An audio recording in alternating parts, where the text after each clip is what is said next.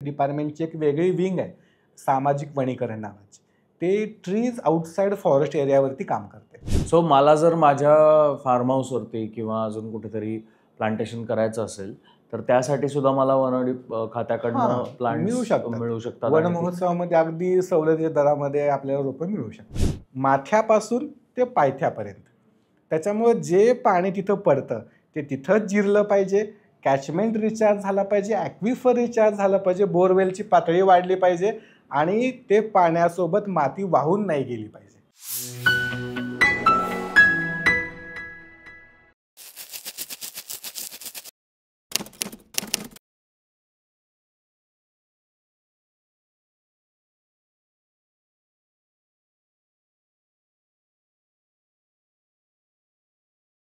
So grassland बद्दल आपण बरंच बोललोय, तिथल्या प्राण्यांबद्दल बरंच बोललेलो आहे. झाडांबद्दल फार कमी बोलणं झालंय की ज्या पद्धतीचं प्लांटेशन ड्राईव्ह्स ऑर्गनाईज होतात बरेचदा, अनेक वेळेला कोणत्या तरी NGOज किंवा कोणीतरी हौशी लोक प्लांटेशन ड्राईव्ह्स ऑर्गनाईज करतात आणि त्यावेळेला नेहमी हे नोटीस करतो मी की रँडम कुठली तरी झाडं आणून प्लांटेशन केलं जातं. फॉरेस्ट डिपार्टमेंट झाडं पुरवतं किंवा फॉरेस्ट डिपार्टमेंटकडे सुद्धा सॅपलिंग्ज असतात जी प्लांटेशन ड्राईव्हसाठी वापरली जाऊ शकतात. ह्याची माहिती लोकांना का नाही आहे आणि जर आहे तर मग ती प्लांट्स लोकांपर्यंत जास्त का पोचत नाही आहेत प्लांटेशन ड्राईव्हसाठी, एस्पेशली आपल्याकडचे जे एंडेमिक प्लांट्स आहेत. याच्यामध्ये काय आहे की वन विभाग फार मोठ्या प्रमाणामध्ये मासिव अफॉरेस्टेशनचं काम करतो, ज्याला आम्ही भरगच्च वनीकरणाचा कार्यक्रम म्हणतो. याच्यामध्ये साधारणतः पावसामध्ये जून, जुलै, ऑगस्ट या महिन्यामध्ये आम्ही वेगवेगळ्या वृक्षांची लागवड करतो. जे वन विभागाची जमीन आहे त्याच्यावरती आम्ही इंडिजिनस वृक्षांचीच किंवा त्या आजूबाजूला जे लोकल वृक्ष अवेलेबल आहेत त्याचीच रोपं लावतो, जेणेकरून की तो जो इकोसिस्टम आहे तो सेम इकोसिस्टम कॅरी ऑन होईल. शिवाय की आम्ही वन महोत्सव नावाचा एक प्रोग्राम घेतो. त्या वन महोत्सव प्रोग्राममध्ये साधारणतः जुलै महिन्यामध्ये तो प्रोग्राम असतो, ज्याच्यामध्ये शासनाने तयार केलेली किंवा वन विभागाने तयार केलेली रोपं ही अगदी सवलतीच्या दरामध्ये आम्ही नागरिकांसाठी उपलब्ध करून देतो. ती रोपं नागरिक घेऊन जाऊ शकतात आणि वेगवेगळ्या ठिकाणी त्याचं प्लांटेशन करू शकतात. शिवाय फार मोठ्या जमिनीवरती जर कुणाला प्लांटेशन करायचं आहे आणि वन विभागाच्या जमिनीवरती करायचं आहे तर आम्ही एक ट्रायपार्टीट ॲग्रीमेंट पण करू शकतो. की एखादी कंपनी असेल, ती कंपनी एखादं 50 हेक्टर जागेवरती प्लांटेशन करू इच्छिते तर त्यांना आम्ही ती जागा उपलब्ध करून देतो आणि ते प्लांटेशन करू शकतात त्या जागेवरती आणि त्याचं पूर्ण 5 वर्ष मॉनिटरिंग देखील करू शकतात. अशा वेगवेगळ्या पद्धतीनं आम्ही फॉरेस्ट कव्हर वाढवण्यासाठी प्रयत्न करतो. शिवाय डिपार्टमेंटची एक वेगळी विंग आहे सामाजिक वनीकरण नावाची. ते ट्रीज आउटसाइड फॉरेस्ट एरियावरती काम करते. रस्त्याच्या दुतर्फा झाडे लागवड असेल किंवा ज्याची ओनरशिप डिपार्टमेंटची नाही आहे त्या जमिनीवरती लागवड करायचं काम असेल किंवा शेताच्या बांधावरती रोप लागवड करायचं काम असेल, अशी वेगवेगळी रोपवनाची कामं ही डिपार्टमेंटच्या माध्यमातून केली जातात. ओके.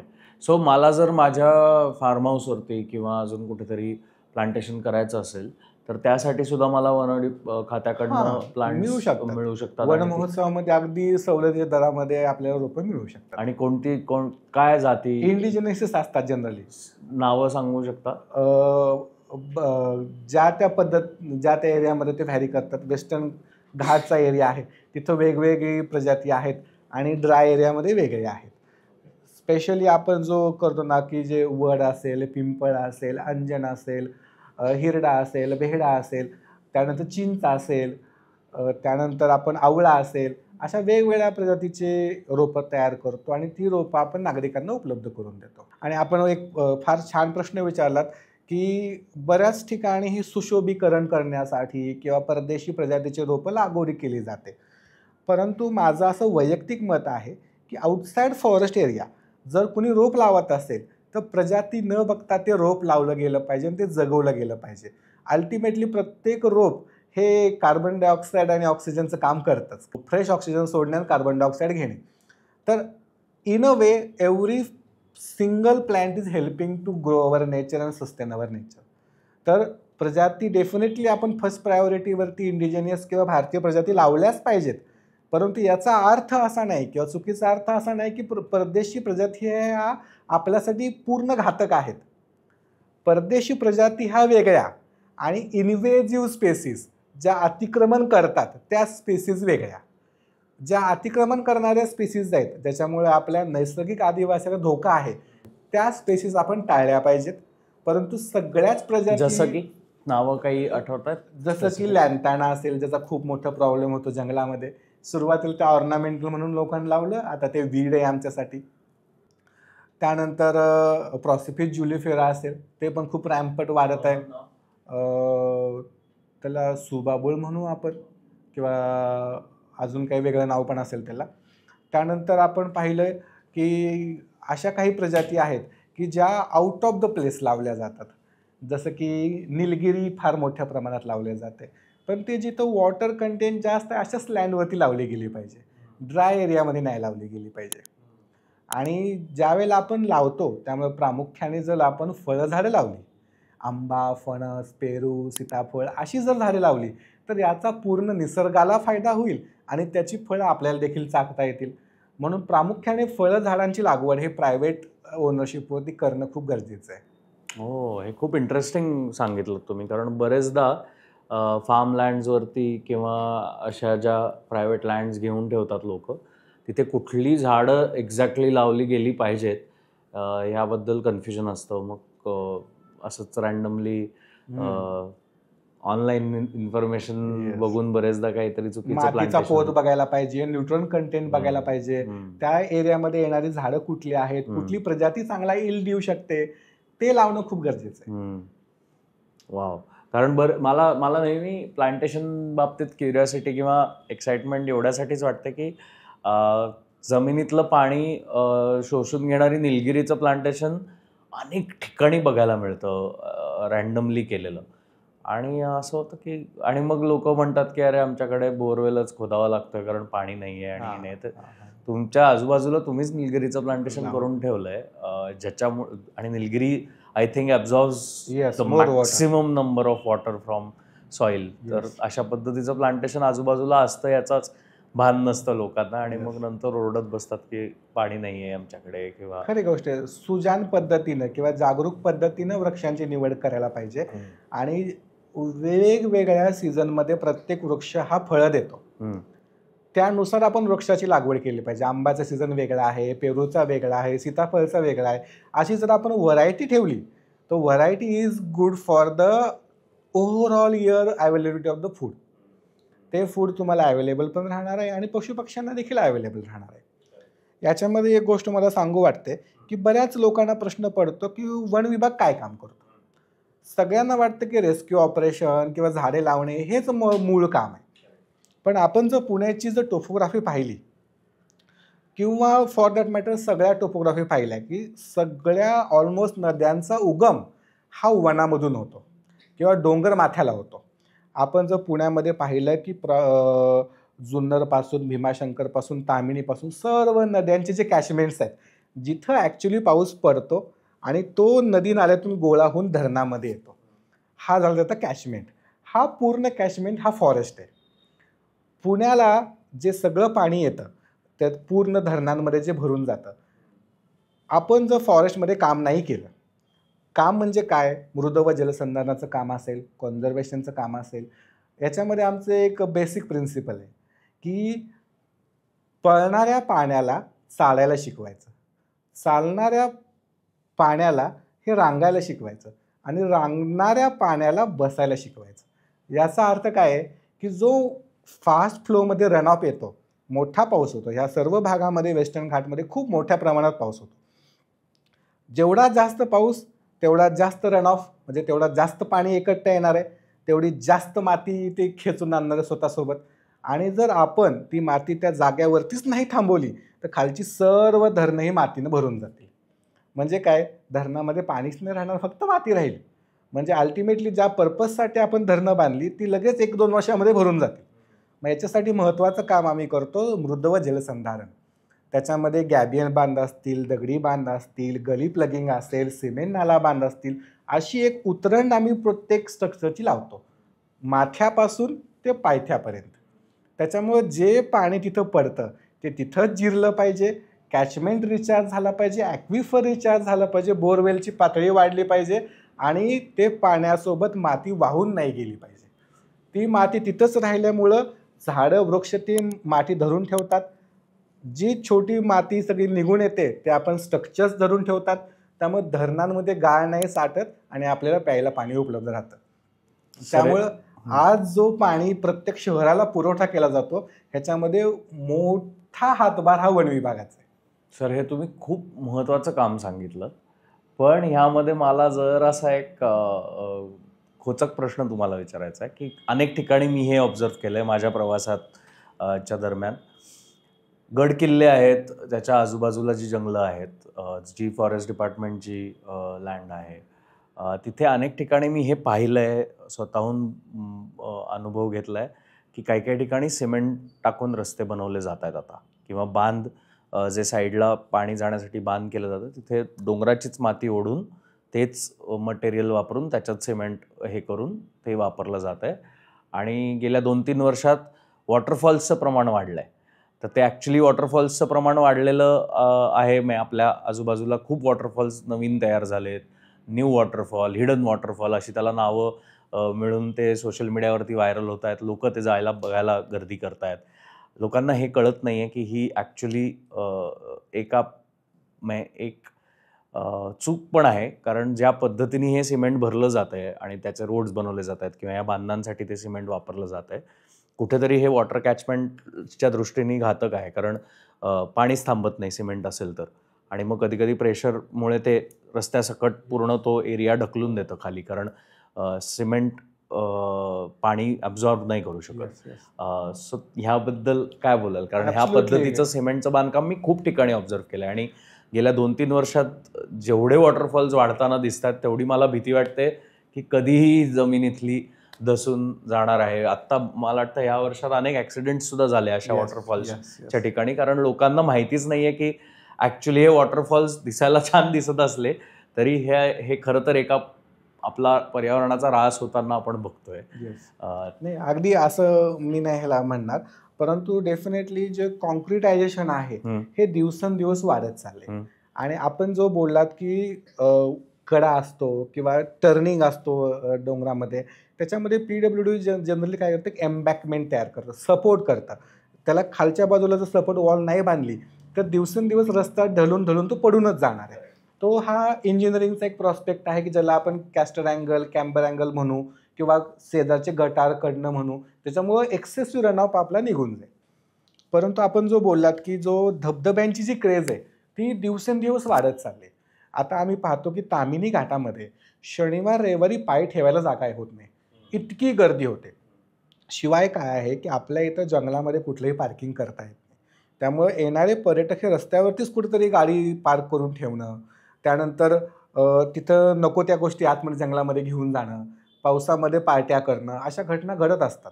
म्हणून आम्ही काय करतो ह्याच्यामध्ये पूर्ण पावसाळा सीझन ह्याच्यामध्ये पूर्ण व्हिजिलन्स तयार ठेवतो की कोणीही आपली पायवाट सोडून जंगलामध्ये इतरस्त जाऊ नये. शिवाय काय आहे की बॅरिकेडिंग करतो धबधब्यांमध्ये. आणि यावर्षी तर अशा घटना घडल्या की पाऊस थोडा लवकर सुरू झाला आणि जसा पाऊस सुरू झाला की धबधबे लगेच सुरू होतात जंगलामधले, आणि काही उत्साही पर्यटक जाऊन त्याच्यामध्ये उड्या टाकल्या आणि अनफॉर्च्युनेटली त्यांचा मृत्यू पण झाला आणि त्यांच्या डेड बॉडी शोधायला आम्हाला 2-2 दिवस लागले. मग ही अनफॉर्च्युनेट इन्सिडन्स होऊ नये आपण अवेअरनेस करतोच आहे, आपण त्यांना सांगतोच आहे, किंवा प्रत्येकाला आपल्या जीवाची काळजी आहे. त्याच्या पलीकडे जाऊन सेल्फीच्या नादामध्ये म्हणा किंवा स्टंट करण्यासाठी किंवा एखादी इन्स्टाची रील बनवण्यासाठी प्रत्येकजण आपल्या जीवाला धोका घालून पुढे जात होता.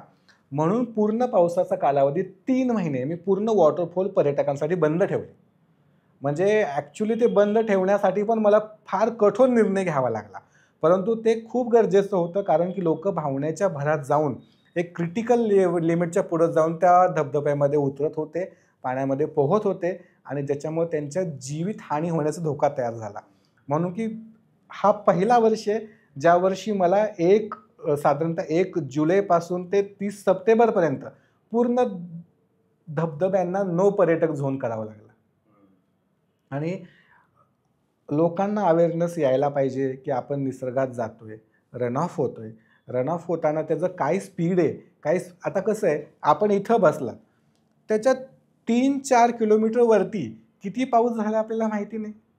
विदिन सेकंद 2-2 मीटर पाण्याची लेवल वाढू शकते त्या रन ऑफमध्ये. ही गोष्ट पर्यटकांच्या लक्षात येत नाही. ते तिथंच बसून राहतात आणि कुठेतरी वरती पाऊस झालेला असतो, लगेच 5 मिनिटामध्ये पाण्याची पातळी वाढते आणि त्यांचा मृत्यू होण्याची शक्यता असते. म्हणून आपण यावर्षी पूर्ण 2 ते 3 महिने हे पर्यटकांना बंदी केली या धबधब्यांमध्ये जाण्यासाठी. ह्याला दुसरं काय करू शकतो आपण? अवेअरनेस यायला पाहिजे लोकांमध्ये. Sir, coming to personal life नाव, कारण तुम्ही तुमच्या फिटनेससाठी पण ओळखले जाता डिपार्टमेंटमध्ये आणि तुम्ही ट्रायथलॉन आणि आयर्नमॅनसाठी सुद्धा यू हॅव पार्टिसिपेटेड. त्याबद्दल काय सांगाल? काय हे फिटनेसचं वेळ कुठून लागलं आणि कशा पद्धतीने बॅलन्स करता वर्क लाईफ? येस, आयर्नमॅनमध्ये पहा की आयर्नमॅनची प्रेरणा मला माझ्या पत्नीकडून मिळाली. सायली ती स्वतः न्यूट्रिशनिस्ट आहे आणि तिनं मला एनकरेज केलं की तुम्ही आयर्नमॅन करू शकता. पहिल्यांदा मला स्वतःलाच बिलीव्ह नाही झालं की अरे इतकं कोण पळणार किंवा इतकं कोण सायकल चालवणार. परंतु जसं माझं पुण्याला पोस्टिंग झालं तर पुण्यामध्ये मला कंड्युसिव्ह एन्व्हायरमेंट भेटलं. टिळक टँकला मी स्विमिंगला जॉईन केलं. माझे स्विमिंगचे कोच सौरव देशपांडे आहेत. त्यांनी खूप सुंदर पद्धतीनं मला स्विमिंग शिकवलं. शिवाय मी हळूहळू सायकलिंग करतच होतो. इथं सायकलिंग वाढवलं. त्यानंतर हळूहळू रनिंगच्या वेगवेगळ्या मॅरेथॉनमध्ये पार्टिसिपेट केलं आणि एकंदरच मला एक कॉन्फिडन्स तयार झाला की मी आयर्नमॅन करू शकतो. याच्यामध्ये सगळ्यात महत्त्वाची गोष्ट आहे, जसं तुम्ही म्हणाला की आपण म्हणू की वर्क आणि फिटनेस कसा मॅनेज होतो. तर मी एक थंब रूल यूज केला की मला जो वर्कआउट करायचा आहे त्या दिवशी तो झालाच पाहिजे डिस्पाईट ऑफ माय वर्क. मग आता सपोज मला भीमाशंकरला फील्डवरती जायचं आहे, तर मग मी काय करायचो की सकाळी 5 वाजताच घरून निघायचो, पण निघताना मी सायकलवरती निघायचो. मग इथून साधारणतः मंचरपर्यंत मी सायकलवरती जायचो आणि मग मागून माझं ऑफिशियली गाडी यायची. मग त्या गाडीला मी एक हँगर लावला, त्याला सायकल लावायची, मग पुढचा फील्ड दौरा तुम्ही करून यायचा. आता सपोज मी सोलापूरला निघालो, जातानाच मध्ये भिगवण लागतं, मग गाडीमध्येच स्विमिंगचे कॉस्ट्यूम ठेवायचे, जाताना भिगवणमध्ये स्विम करायचं 1-2 किलोमीटर, परत गाडीत बसायचं आणि सोलापूरला मिटिंगला जायचं. आता कुठून तरी तुम्ही येत आहे, बाहेरून मिटिंग करून येत आहे किंवा मुंबईला मंत्रालयात मिटिंग करून येत आहे, येतानाच मध्ये गाडी थांबवायची, रनिंगचे कपडे घालायचे, एक 10-15-20 किलोमीटर रनिंग करायचं, परत गाडीत बसायचं. म्हणजे वर्कआउट स्किप न करता आणि तुमच्या ऑफिशियल ड्युटी स्किप न करता दोन्हींची सांगड घालून हा आपला वर्कआउट कंटिन्यू राहायला पाहिजे आणि आपलं एक्सरसाइज पण कंटिन्यू राहायला पाहिजे. या हिशोबाने मी प्रॅक्टिस केलं आणि मला वाटतं की फॉरेस्ट ऑफिसर असल्यामुळं मला ह्या संधींचा फायदा उठवता आला की कुठंही मला नदी नाल्यात पोहता आलं, कुठेही रस्त्यावरती ट्रेकिंग करता मी आलं, तेच म्हणणार होतो आता की आम्हाला Yes. नदी नाल्यात पोहताना लगेच बाहेर काढतील. रनिंग करता आलं किंवा त्यानंतर असं म्हणू की फील्डमध्ये जाणं ही माझी नित्यनेमाची गोष्ट आहे वन अधिकारी असल्यामुळं. त्यामुळं मला फार प्रवास देखील करावा लागतो. तो प्रवास मला सायकलवरती करता आला. असा वर्क आणि वर्कआउट बॅलन्स करता आला. शिवाय फॅमिलीचा खूप मोठा सपोर्ट होता या सगळ्या गोष्टी करताना. इवन दो मी खूप साऱ्या मीटिंग सायकलवरती बसून अटेंड केल्यात. घरी ट्रेनरवरती सायकल लावायची अँड तुमचं कॉन्फरन्स चालू and your legs are not standing, they are just rotating with the pedals. तर तुम्ही तुमचं काम करत करत वर्कआउट कराल तरच तुम्ही ते दोन्ही गोष्टीचा बॅलन्स करून एकत्र करू शकाल. वाव, इंटरेस्टिंग आहे. ह्याचा फायदा आपल्या संवर्धनाच्या आणि प्राणी संरक्षणाच्या कामात त्याचा फायदा होतो. डेफिनेटली मी बऱ्याच ठिकाणी जिथे जिथे सायकल जाते तिथे तिथं सायकल घेऊन गेलो, अशा ठिकाणी पोहोचलो, ट्रेकिंग केलं बऱ्याच ठिकाणी, ज्याच्यामुळे आपल्याला ते एरिया एक्सप्लोअर करता येतात, तिथं काय गरज आहे ते पाहता येतं. बरेच सारे लेक्स आहेत जिथं मी स्विम केलं, त्या लेकमध्ये काय कॉम्पोजिशन आपल्याला कळतं. तुम्ही ज्यावेळेला पाण्यात उतरता त्यावेळेला कळतं की ॲक्च्युली काय आहे, काय प्रजाती आहेत, काय नाही आहेत.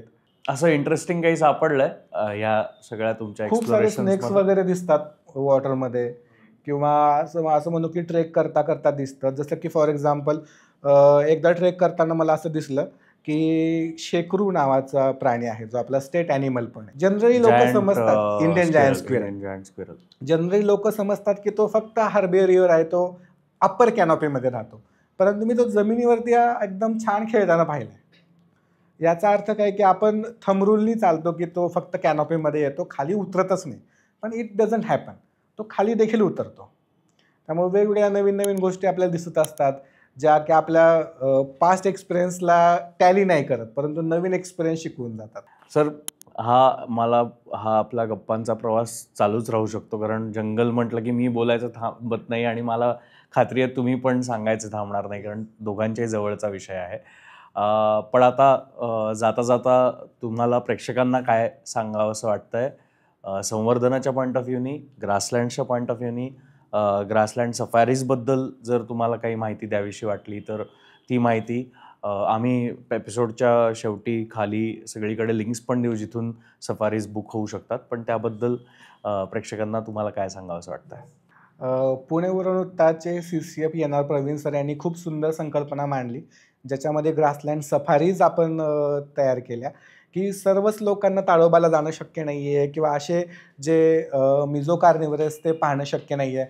आणि टुरिझम रेग्युलेट करण्यासाठी आपण ग्रासलँड सफारीज सुरू केलेल्या आहेत, ज्याच्यामध्ये पुण्यामध्ये इंदापूर तालुक्यात असतील किंवा आता आपण सोलापूरमध्ये सुरू करणार आहोत. ज्या सफारींचा लाभ हा सर्व पर्यटकांनी घेता येऊ शकतो. आणि डेफिनेटली लिंक आहे, आपण डिस्क्रिप्शनमध्ये टाकू शकतो ती लिंक. त्यानंतर सर्व श्रोत्यांना माझी एक विनंती आहे की प्रत्येकाने आपल्या ॲनिव्हर्सरीला असेल, बर्थडेला असेल, वृक्ष लागवड केली पाहिजे किंवा कोणाच्या स्मरणार्थ केली पाहिजे. कारण की ट्रीज आर द गुड कॅम्पेनियन. तुम्ही जेवढे जास्त ट्रीज लावाल तेवढ्या तुमच्या स्मृती त्यांच्यासोबत अटॅच राहतील. शिवाय आपण वेगवेगळी फळं खातो, त्या बिया सर्व संकलित केल्या पाहिजेत. त्या बिया आपण वेगवेगळ्या ठिकाणी ज्यावेळेला निसर्ग भ्रमंती करतो, त्या इंडिजिनस बिया ब्रॉडकास्ट केल्या पाहिजेत वेगवेगळ्या एरियामध्ये, ज्याच्याकरून नवीन नवीन रोपं तयार होतील, नवीन नवीन वृक्ष तयार होतील. तर आपण संवर्धनाच्या कामामध्ये सर्वांनी जुडलं पाहिजे. शिवाय जे प्राणी आहेत ते प्राणी आपल्या हॅबिटेटात, आपल्या घरामध्ये येतात, याच्यापेक्षा असं म्हटलं पाहिजे की आपल्या घर हे त्यांच्या हॅबिटॅटमध्ये आहे.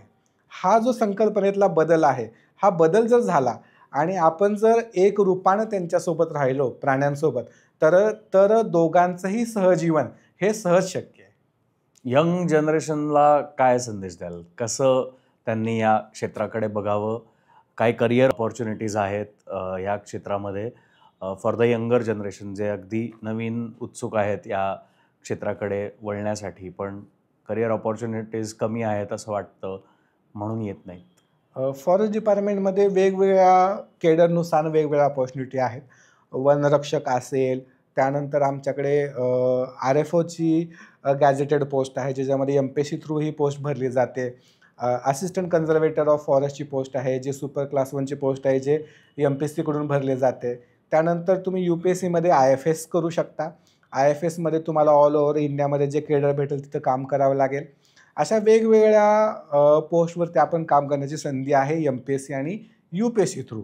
शिवाय आपण जर रिसर्च फील्डमध्ये इंटरेस्टेड असाल तर रिसर्चमध्ये वेगवेगळ्या संधी आहेत, ज्याच्यामध्ये वेगवेगळ्या युनिव्हर्सिटीमध्ये तुम्ही एन्व्हायरमेंटमध्ये, फॉरेस्टमध्ये, वाईल्डलाईफमध्ये वेगवेगळ्या थिसिस करू शकता, PhD करू शकता किंवा त्याच्या पुढे जाऊन तुम्ही रिसर्च असोसिएट बनू शकता, सायंटिस्ट म्हणून जॉईन करू शकता.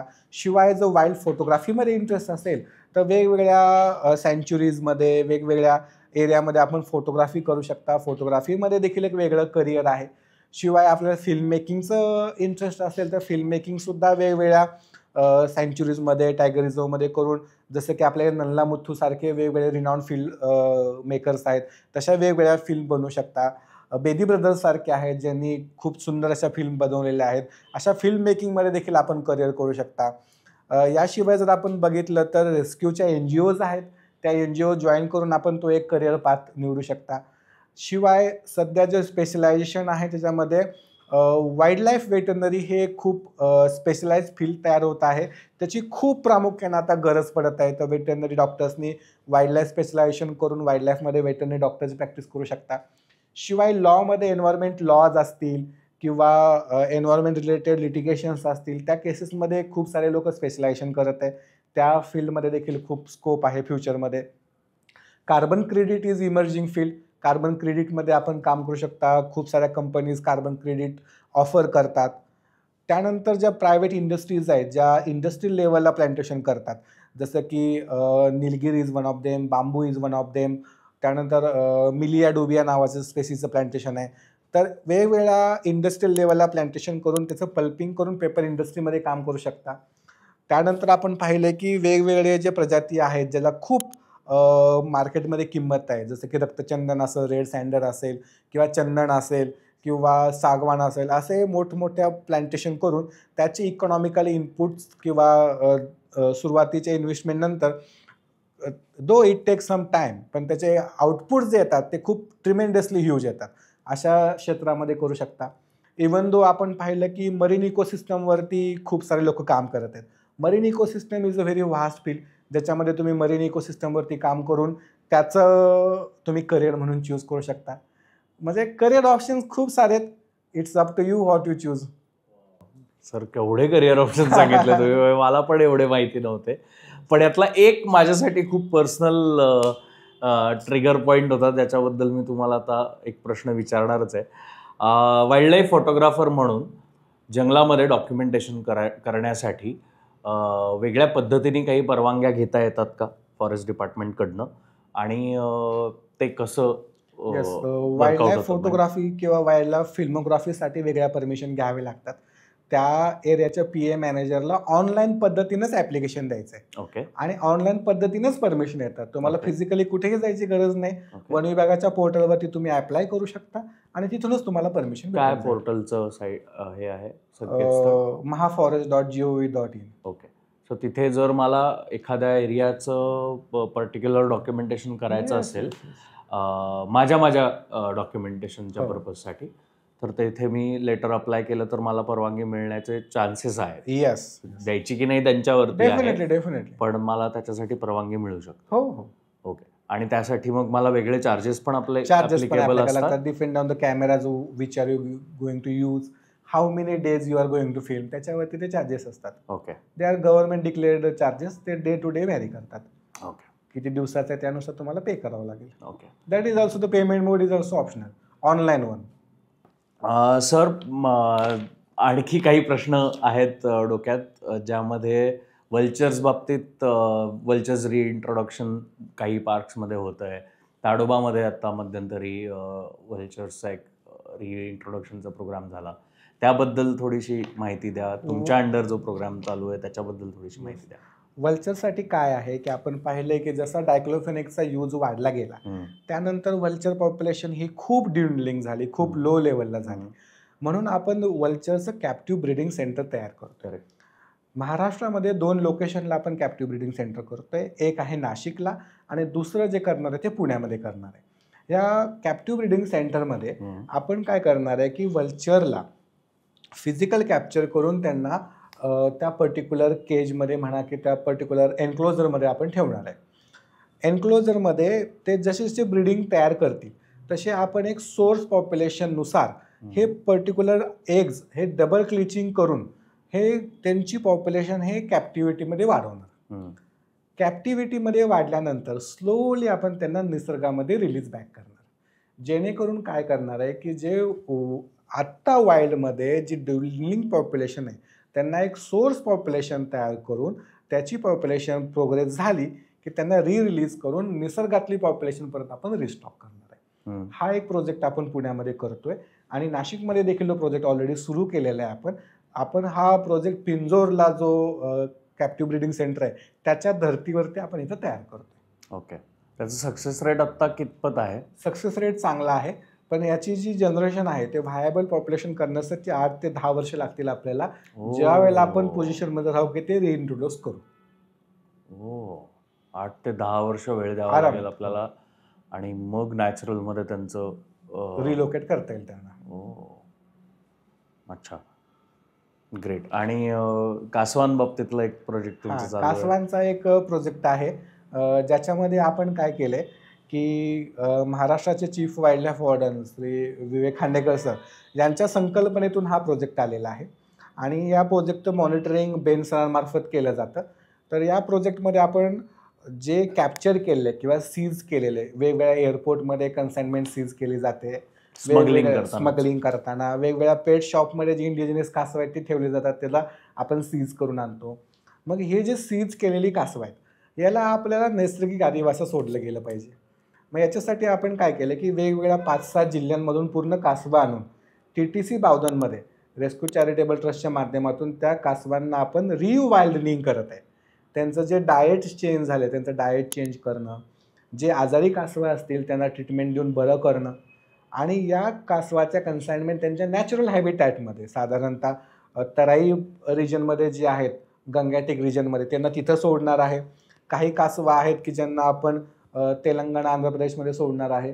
हे सर्व कासवाचा रिलीज प्रोग्राम आपण तयार केला आहे आणि ज्या कासवांचा हॅबिटॅट लॉस झाला आहे, जे सीझनमध्ये पकडले आपल्याला, त्यांना आपण सक्सेसफुली वाईल्डमध्ये परत नेऊन सोडणार आहे. असा एक प्रोजेक्ट आत्ता आपला सुरू आहे. आत्ता तुम्ही म्हटलात की रिवाइल्डिंग करताय, त्याच्यात हे कसं होतं? म्हणजे जसे पेट म्हणून काही कासवं ठेवली जातात, अर्थात पेट फूड म्हणून जे कमर्शियल फूड मिळतं ते दिलं जातं. काही जणांना माहितीच नसते, नकळतपणे त्यांच्याकडनं ते केलं जातं कारण त्यांना दुकानदार त्या पद्धतीने ते विकतात. पण हे रिवाइल्डिंग कसं करतात? रिवाइल्डिंगमध्ये नाही का आपण पूर्ण वेटरनरी डॉक्टरच्या कन्सल्टेशननी करतो. ओके. ज्याच्यामध्ये पहिल्यांदा 10% नॅचरल डाएटवरती घेतो, 20% घेतो, स्लोली 80% पर्यंत नॅचरल डाएटवरती घेतो. ओके. आणि once they started sustaining on the natural diet त्याच्यानंतर आपण त्याचं रिवाइल्डिंग करतो. अच्छा. ग्रॅज्युअल शिफ्ट करतो. पण त्याला पण एक वेळ द्यावा लागतो. येस, त्याला पण वेळ द्यावा लागतो. साधारणतः we started this project after Diwali आणि we are going to be in position to release them in up to February end. फेब्रुवारी एंड पर्यंत आपण त्यांना रिवाइंडिंग करून टाकू. वा sir, great. Thank you so much. तुम्ही खूप इम्पॉर्टंट गोष्टी आज शेअर केल्यात आमच्याबरोबर. खूप अननोन फॅक्ट्स आम्हाला सांगितलेले आहेत आणि जंगल इकोसच्या या भागावर आलात त्यासाठी खूप खूप मनापासून धन्यवाद. तुमच्याबरोबर अजूनही काही गप्पा मारायला नक्कीच आवडेल. पुन्हा एकदा जंगल इकोसच्या भागावर जर तुम्ही कधी येऊ शकलात अजून एखाद्या वेगळ्या टॉपिकला घेऊन तर आम्हाला नक्की आवडेल. आज तुम्ही इथे आलात त्यासाठी नेचर वॉक चॅरिटेबल ट्रस्ट आणि जंगल इकोसच्या संपूर्ण टीमकडनं ही एक छोटीशी भेटवस्तू. आणि आमचे गिफ्टिंग पार्टनर आहेत महुआ स्टोर. त्यांनी एक टी-शर्ट दिलाय तुमच्यासाठी. तर तो फक्त त्यांची इच्छा आहे की तुम्ही उघडून कॅमेरा समोर दाखवावा काय डिझाईन आहे. आणि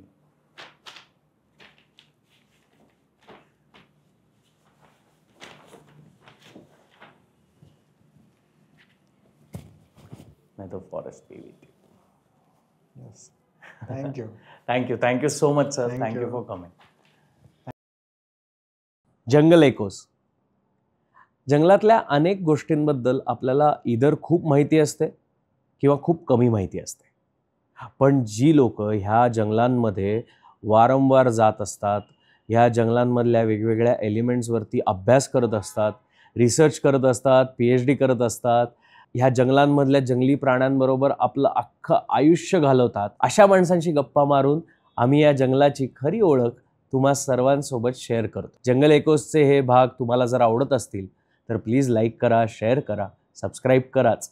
आणि ही जंगलाबद्दलची आणि संवर्धनाबद्दलची जी काही माहिती आम्ही तुमच्यापर्यंत पोहोचवतोय ती इतरही नागरिकांपर्यंत तितक्याच प्रेमाने पोहोचवा.